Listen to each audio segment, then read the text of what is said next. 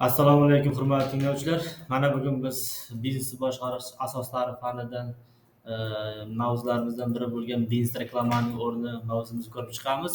Mavzumizni ma'ruzachi Xudoyberdi Muhammad. Mavzumiz reja asosida amalga oshiramiz. 6 reja asosida. Birinchi rejamiz reklama siyosati, ikkinchi rejamiz reklama siyosatining asosiy maqsadlari, uchinchi rejamiz reklamaning biznesdagi o'rni, to'rtinchi rejamiz reklama turlari va ahamiyati, 5-rejamiz jahon brendlari va 6-si O'zbekistonda reklama sohasining rivojlanishi kabi rejalarimiz asosida ma'ruzamizni boshlaymiz. Eng avvalo bizda o'sha biznes siyosati, biznes nima, hozirgi kunda juda katta e'tibor qaratilayotgan tadbirkorlik sohalari va unda tadbirkorlik sohasida reklamaning o'rni kabi ma'lumotlar berib o'tamiz. Biznes siyosati bu kompaniyaning o'z faoliyatini olib borishda asosiy yo'nalishlarini, prinsiplarni va qarorlar qabul qilish jarayonlarini belgilovchi strategiya va tamoyillarni to'plamidir.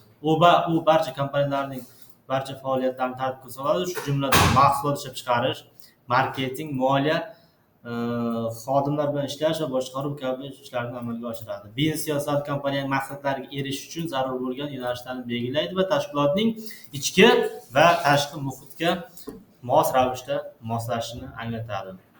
Demak, reklama siyosatining asosiy maqsadlaridan bittasi bu ikkita asosiy maqsad. Birinchisi sotuvni oshirish va ikkinchisi brendlarimizni tanitish hisoblanadi.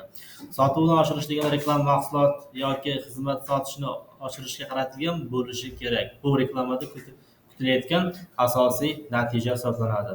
Brendlarimizni tanitish esa yangi brendi yoki yangi mahsulotni bozorga tanitish, ya'ni o'z brendini yangi bozorlarga olib kirish va tanitish kabi faoliyatni amalga oshiradi. Demak, reklama siyosati turlariga esa 3 asosiy reklama siyosati turlariga bo'lib chiqamiz. Birinchisi passiv reklama siyosati, ikkinchisi agressiv reklama siyosati, uchinchisi differensial reklama siyosati hisoblanadi.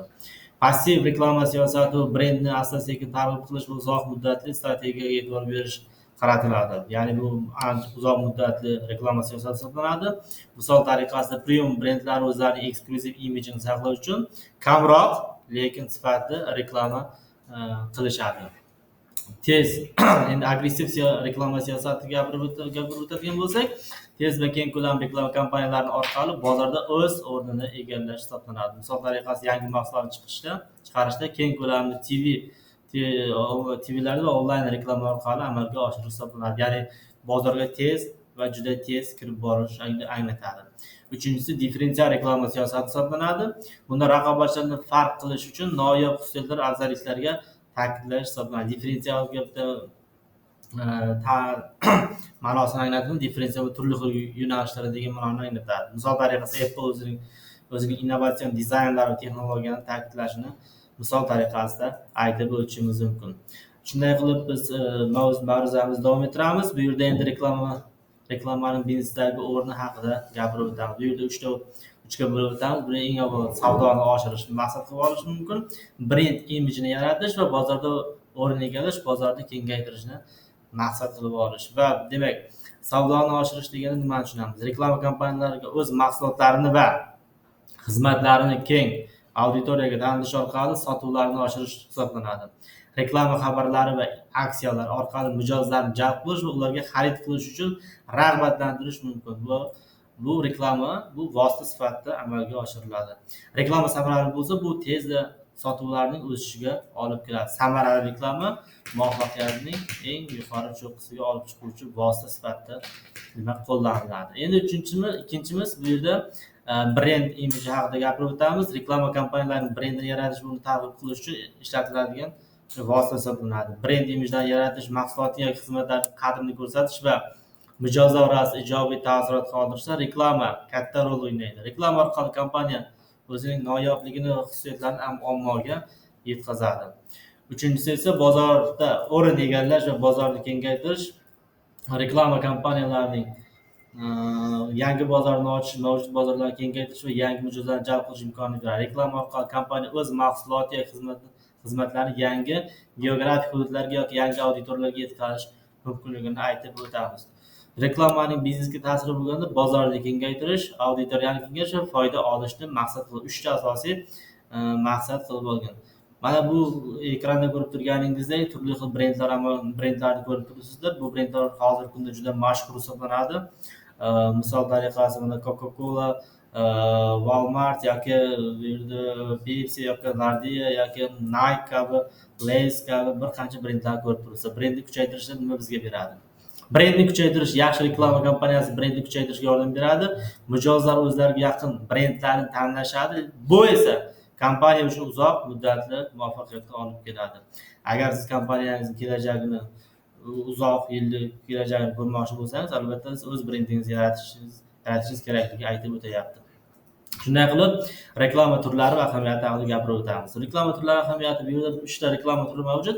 Bu yerda televizion reklama turlari mavjud, radio reklama turlari mavjud va internet reklama turlari mavjud. Bu yerda an'anaviy reklama turlari, televizion reklama turlari mavjud. Bu yerda zangori ekran orqali siz turli xil ko'rinishda reklamalarni ko'rib borasiz. Hozirgi kunda asosiy vositaga aylanib bormoqda.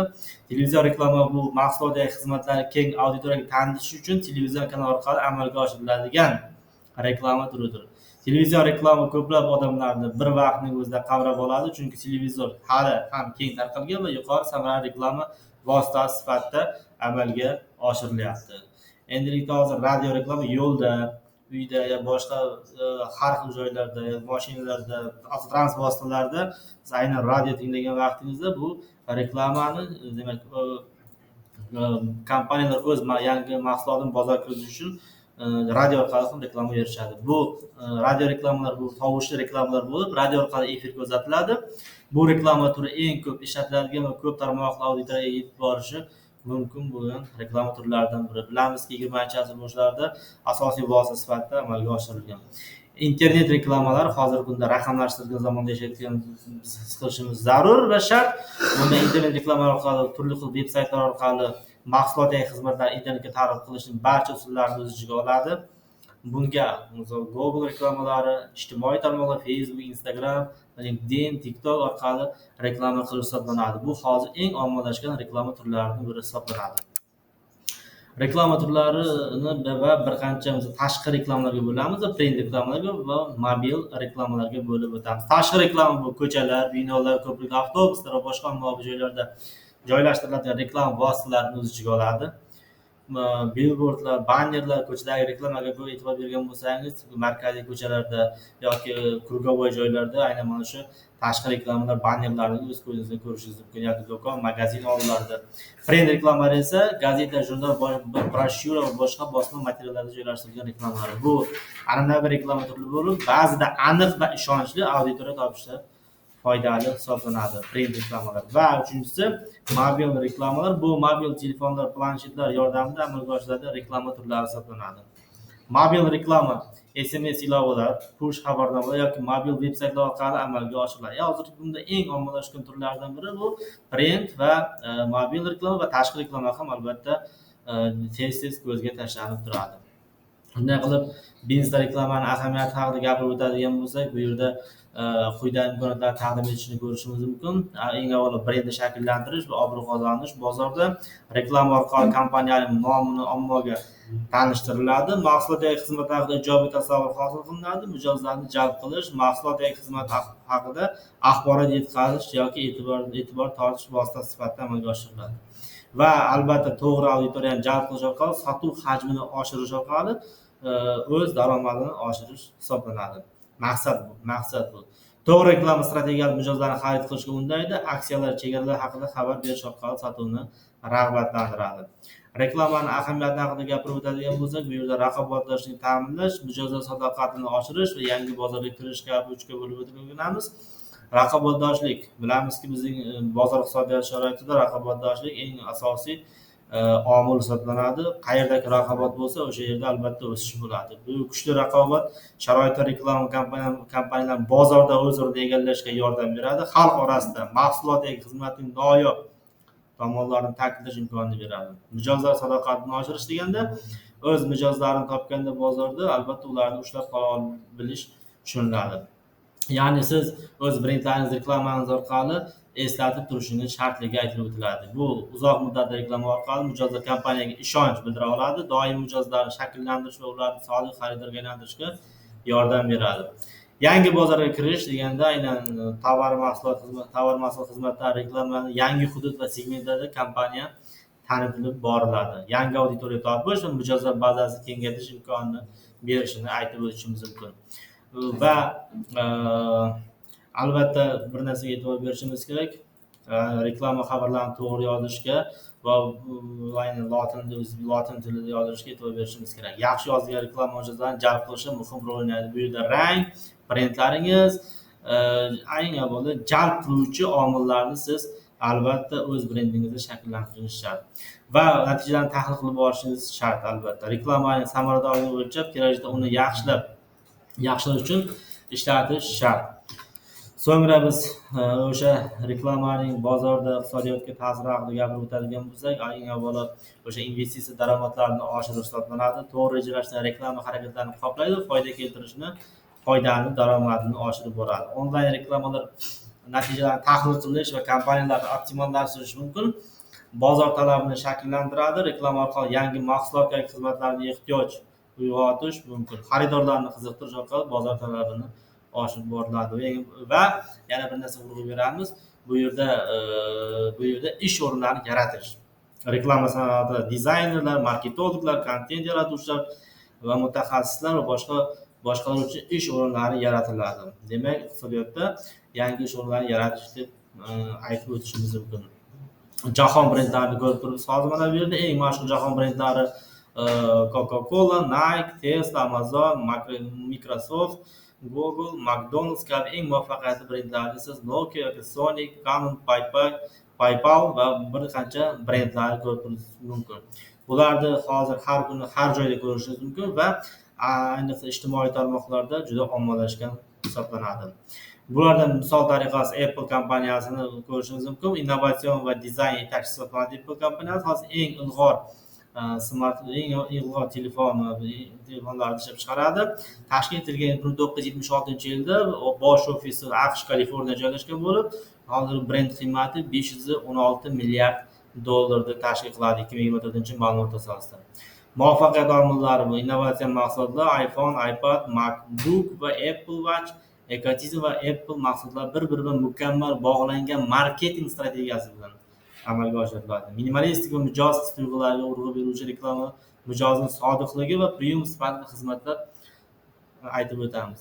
Aytib o'tishimiz kerakki, qanchalik sifatli, qanchalik o'ziga jalb qiluvchi brend bo'lsa, albatta muvaffaqiyatga bir qadam bo'ladi. Yana bitta misol tariqasida Samsung kompaniyasini aytib o'tishimiz mumkin. Gigant hisoblanadi bu.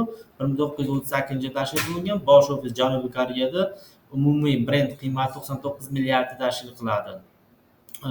Va keyingisi Google'da ko'rishimiz mumkin. Bu axborot-qidiruv yetakchisi hisoblanadi. 1998-yilda tashkil etilgan, bosh ofisi AQSh Kaliforniya joylashgan, brend qiymati hozirgi kunda $370 milliard tashkil qiladi.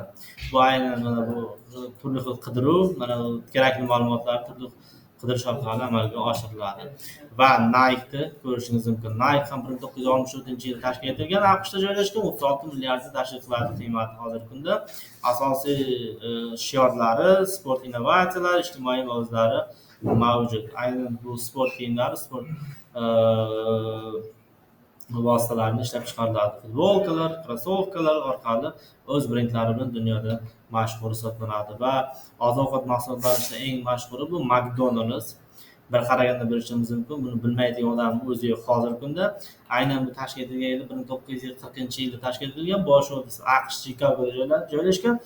Buning umumiy qiymati 48 milliard tashkil qiladi. Brend qiymati hisoblanadi buniki va juda mashhurlardan birasi.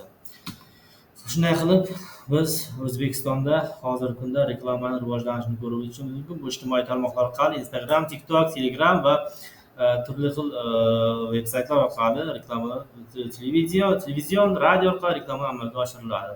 Hozirgi kunda kompaniyalarga misol RTL, Korzinka, Payme, UCL va Beeline kabi turli xil marketing strategiyalardan foydalangan holda reklamalarni ko'rishimiz mumkin. va reklama to'g'risidagi qonun 2001 bor 2008-yilda qabul qilingan, yangilangan qayta tahrirlanishi 2019-yilda. Asosiy mazmuni sifatida reklama beruvchilar va ishlab chiqaruvchilarning huquq va majburiyatlarini belgilaydi.